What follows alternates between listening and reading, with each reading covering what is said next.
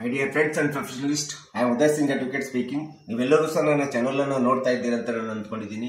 Share ಮಾಡಿ, like ಮಾಡಿ, comment ಮಾಡಿ ಮತ್ತು ನನ್ನ ಚಾನೆಲ್ಗೆ ಇನ್ನೂ ಯಾರು ಸಬ್ಸ್ಕ್ರೈಬ್ ಆಗಿಲ್ಲ ದಯವಿಟ್ಟು ಸಬ್ಸ್ಕ್ರೈಬ್ ಆಗಬೇಕಂತ ಕೇಳ್ಕೊಳ್ತಾ ಇವತ್ತು ನಾನು ಇನ್ನೊಂದು ವಿಷಯವನ್ನು ತೆಗೆದುಕೊಂಡು ನಿಮ್ಮ ಮುಂದೆ ಬಂದಿದ್ದೀನಿ. ಇವತ್ತು ಆಯ್ಕೆ ಮಾಡ್ಕೊಂಡಿರ್ತಕ್ಕಂಥ ವಿಷಯ ಅಂತಂದ್ರೆ ಎನ್ಕ್ರೋಚ್ಡ್ ಪ್ರಾಪರ್ಟಿನ ಹೇಗೆ ಕ್ಲೈಮ್ ಮಾಡಬಹುದು ಅಥವಾ ಒತ್ತುವರಿ ಆಸ್ತಿಯನ್ನ ನಾವು ಹೇಗೆ ಕ್ಲೈಮ್ ಮಾಡಬೇಕು ಮತ್ತು ಯಾವ ಶೂಟಿನ ಮೂಲಕ ಕ್ಲೈಮ್ ಮಾಡಿದ್ರೆ ನಾವು ನಮ್ಮ ಒತ್ತುವರಿ ಆಸ್ತಿಯನ್ನ ಪಡ್ಕೊಳ್ಳಿಕ್ಕೆ ಸಾಧ್ಯ ಆಗುತ್ತೆ.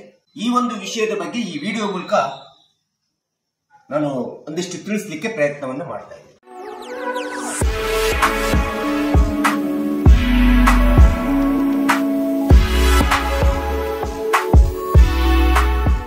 ಇವತ್ತಿನ ದಿನಗಳಲ್ಲಿ ಒತ್ತುವರಿ ಮಾಡತಕ್ಕಂಥದ್ದು, ಎನ್ಕ್ರೋಚ್ಮೆಂಟ್ ಮಾಡತಕ್ಕಂಥದ್ದು ಅಥವಾ ಓಪನ್ ಸೈಟ್ ಇರ್ಬೋದು ಅಥವಾ ನಮ್ದು ಮನೆ ಪಕ್ಕದ ಪ್ಲಾಟಿನ ಜಾಗ ಇರ್ಬೋದು ಅಥವಾ ಭೂಮಿ ಇರ್ಬೋದು, ಇನ್ಯಾವುದೇ ನಮ್ಮ ಆಸ್ತಿಯನ್ನ ಇಮ್ಯೂಬಲ್ ಪ್ರಾಪರ್ಟಿಯನ್ನ ನಮ್ಮ ಅಕ್ಕಪಕ್ಕದವರು ಎನ್ಕ್ರೋಚ್ಮೆಂಟ್ ಮಾಡತಕ್ಕಂಥದ್ದು.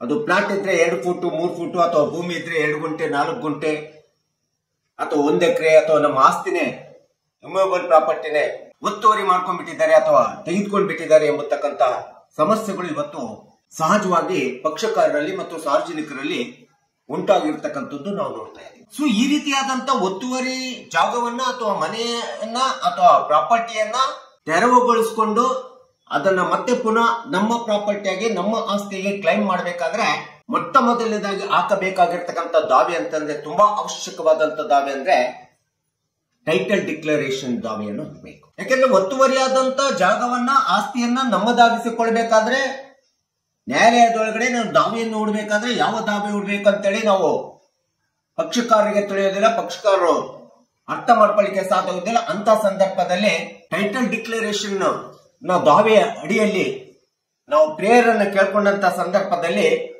ನಾವು ಒತ್ತುವರಿ ಜಾಗವನ್ನು ಪಡ್ಕೊಳ್ಳಿಕ್ಕೆ ಸಾಧ್ಯ ಆಗ್ತದೆ. ಆದ್ರೆ ಎವೆಕ್ಷನ್ ಆಫ್ ಸೂಟ್ ಅಂತೇಳಿ ಹಾಕೊಂಡ್ಬಿಟ್ಟು ನಮ್ಮ ಒತ್ತುವರಿ ಜಾಗವನ್ನು ಬಿಡಿಸಿಕೊಡಿ ಅಂತೇಳಿ ನ್ಯಾಯಾಲಯದಲ್ಲಿ ನಾವೇನಾದ್ರೂ ಕೇಳ್ಕೊಂಡ್ರೆ ಅದು ಒತ್ತುವರಿ ಜಾಗ ಇರ್ಬೋದು, ಬಿಲ್ಡಿಂಗ್ ಕನ್ಸ್ಟ್ರಕ್ಷನ್ಸ್ ಇರ್ಬೋದು, ಇವುಗಳನ್ನ ಡೆಮಾಲಿಷ್ ಮಾಡಿ ಅಂತೇಳಿ ಕೇಳ್ಕೊಂಡ್ಬಿಟ್ರೆ ನ್ಯಾಯಾಲಯ ನಮ್ಮ ಒತ್ತುವರಿ ಜಾಗ ಅಥವಾ ಕನ್ಸ್ಟ್ರಕ್ಷನ್ ಆಗಿರ್ತಕ್ಕಂಥ ಕಾನೂನು ಬಾಹಿರವಾಗಿ ಉಲ್ಲಂಘನೆ ಆಗಿ ಕನ್ಸ್ಟ್ರಕ್ಷನ್ ಆಗಿರ್ತಕ್ಕಂಥ ಬಿಲ್ಡಿಂಗ್ ಅನ್ನ ತೆರವು ಮಾಡಿಕೊಡ್ಲಿಕ್ಕೆ ಸಾಧ್ಯ ಆಗುವುದಿಲ್ಲ.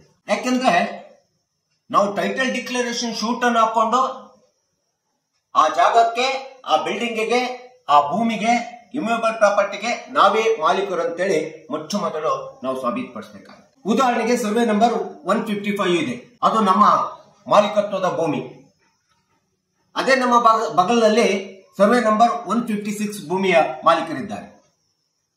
156 ಸರ್ವೆ ನಂಬರ್ ಭೂಮಿಯ ಮಾಲೀಕ ಏನ್ ಮಾಡ್ತಾನೆ, ತನ್ನ ಸಾಗುವಳಿ ಮಾಡುವಂತ ಸಂದರ್ಭದಲ್ಲಿ ನಮ್ಮ ಹೊಲ ಸಾಗುವಳಿ ಮಾಡುತ್ತಿರ್ಬೋದು, ನಾವು ಹಾಗೆ ಬಿಟ್ಟಿರ್ಬೋದು ಅಥವಾ ಹಾಗೆ ಬಿಟ್ಟಂತ ಸಂದರ್ಭದಲ್ಲಿ ನಮ್ಮ ಪಕ್ಕದ ಹೊಲವನ್ನ 155 ಸರ್ವೆ ನಂಬರ್ ಹೊಲವನ್ನ 156 ಸರ್ವೆ ನಂಬರ್ ಸಾಗುವಳಿದಾರ ನಾವು ಹಾಗೆ ಬಿಟ್ಟಂತ ಸಂದರ್ಭದಲ್ಲಿ ಕ್ರಮೇಣವಾಗಿ ಒಂದೊಂದಿಷ್ಟಿಷ್ಟು ಪ್ರತಿ ವರ್ಷ ಒತ್ತುವರಿ ಮಾಡ್ಕೊಳ್ತಾ 3 ಗುಂಟೆ 2 ಗುಂಟೆ 4 ಗುಂಟೆ ಒತ್ತುವರಿಯನ್ನು ಮಾಡಿರ್ತಾರೆ. ಈ ರೀತಿ ಒತ್ತುವರಿ ಮಾಡಿದಂತ ಭೂಮಿಯನ್ನ ಸರ್ವೆ ನಂಬರ್ 155 ಭೂಮಿಯನ್ನ ನಮಗೆ ಬಿಡಿಸಿಕೊಡಿ ಅಂತೇಳಿ ಕೇಳ್ಬೇಕಾದ್ರೆ ಎವೆಕ್ಷನ್ of encroached property of suit ಅಂತೇಳಿ ನಾವು ಹಾಕೊಂಡ್ರೆ ನ್ಯಾಯಾಲಯ ನಮಗೆ ಆ ಒತ್ತುವರಿ ಜಾಗವನ್ನ ಬಿಡಿಸಿಕೊಳ್ಳಲಿಕ್ಕೆ ಸಾಧ್ಯ ಆಗುದಿಲ್ಲ. ಈ ರೀತಿ ನಮ್ಮ ಸರ್ವೆ ನಂಬರ್ ನಲ್ಲಿ ಇಷ್ಟು ಗುಂಟೆ ಜಾಗ ಒತ್ತುವರಿ ಆಗಿದೆ ಎಂಬುದ್ರ ಬಗ್ಗೆ ನಾವು ಮಾನ್ಯ ನ್ಯಾಯಾಲಯದಲ್ಲಿ ಕೇಳ್ಕೋಬೇಕಾದ್ರೆ ಅದಕ್ಕೆ ಟೈಟಲ್ ಡಿಕ್ಲರೇಷನ್ ಅನ್ನು ಹಾಕಬೇಕು.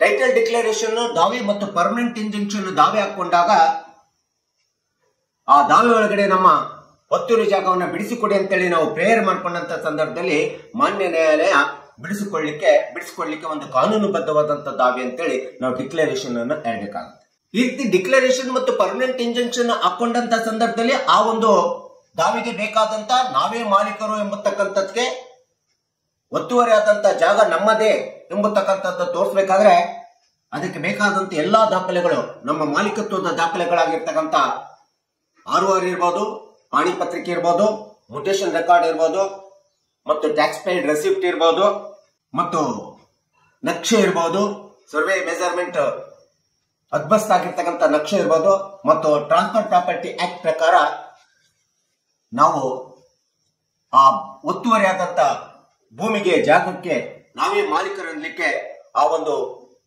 ವರ್ಗಾವಣೆ ಆಸ್ತಿ ವರ್ಗಾವಣೆ ಕಾಯ್ದೆ ಪ್ರಕಾರ ಅದು ಹೇಗೆ ವರ್ಗಾವಣೆ ಆಗಿದೆ, ನಮಗೆ ಹೇಗೆ ಬಂದಿದೆ, ಅದು ಆನ್ಸಿಸ್ಟ್ರಲ್ ಪ್ರಾಪರ್ಟಿ ಬಂದಿದೆಯೋ ಅಥವಾ ಸ್ವಯಂಚಿತ ಆಸ್ತಿ ಅಂತ ಹೇಳಿ ಬಂದಿದೆಯೋ ಅಥವಾ ನಮ್ಮ ಲೀಗಲ್ ಏಡ್ಸ್ ಮೂಲಕ ನಮಗೆ ಬಂದಿದೆಯೋ ಎಂಬತಕ್ಕಂಥದ್ರ ಬಗ್ಗೆ ನಮ್ಮೆಲ್ಲ ಮಾಲೀಕತ್ವದ ದಾಖಲೆಗಳನ್ನ ಈ ಒಂದು ಡಿಕ್ಲರೇಷನ್ ಶೂಟ್ ನಲ್ಲಿ ಹಾಕಿ ಕೇಳ್ಕೊಂಡಾಗ ನಮಗೆ ಒತ್ತುವರಿ ಜಾಗವನ್ನ, ಒತ್ತುವರಿ ಬಿಲ್ಡಿಂಗ್ ಅನ್ನ ಅಥವಾ ಓಪನ್ ಸೈಟ್ ಅನ್ನ ನಾವು ಪುನಃ ಪಡ್ಕೊಳ್ಳಿಕ್ಕೆ ಅತಿ ಪ್ರಮುಖವಾದಂತ ದಾವೆ ಅಂತೇಳಿ ನಾವು ಹೇಳ್ಬೇಕಾಗುತ್ತೆ ಟೈಟಲ್ ಡಿಕ್ಲರೇಷನ್. ಸೊ ಈ ದಾವೆಯನ್ನ ಹಾಕೊಳ್ಳಾರ್ದೆ ನಾವೇನಾದ್ರೂ ಇನ್ಯಾವುದೋ ದಾವೆಯನ್ನು ಹಾಕೊಂಡ್ಬಿಟ್ಟು ನಮಗೆ ನಮ್ಮ ಒತ್ತುವರಿ ಜಾಗ ಬಿಡಿಸ್ಕೊಡಿ ಅಥವಾ ನಮ್ಮ ಜಾಗದಲ್ಲಿ ಕಾನೂನು ಬಾಹಿರವಾಗಿ ಕಾನೂನನ್ನು ಉಲ್ಲಂಘನೆಯಾಗಿ ಬಿಲ್ಡಿಂಗ್ ಅನ್ನು ಕಟ್ಟಿದ್ದಾರೆ ಅದನ್ನು ಡೆಮಾಲಿಷ್ ಮಾಡಿಕೊಡಿ ಅಂತೇಳಿ ಕೇಳಿದ್ರೆ ಮಾನ್ಯ ನ್ಯಾಯಾಲಯ ಅದನ್ನ ಮಾಡ್ಲಿಕ್ಕೆ ಸಾಧ್ಯ ಆಗೋದಿಲ್ಲ. ಯಾಕಂದ್ರೆ ಆ ಒಂದು ಜಾಗಕ್ಕೆ ಎಲ್ಲ ದಾಖಲಾತಿಗಳ ಮೂಲಕ suit for declaration permanent injunction ಹಾಕಿ ನೀವೇ ಮಾಲೀಕರು ಅಂತೇಳಿ ಮಾನ್ಯ ನ್ಯಾಯಾಲಯದ ಮುಂದೆ ಸಾಬೀತುಪಡಿಸಬೇಕಾಗುತ್ತೆ.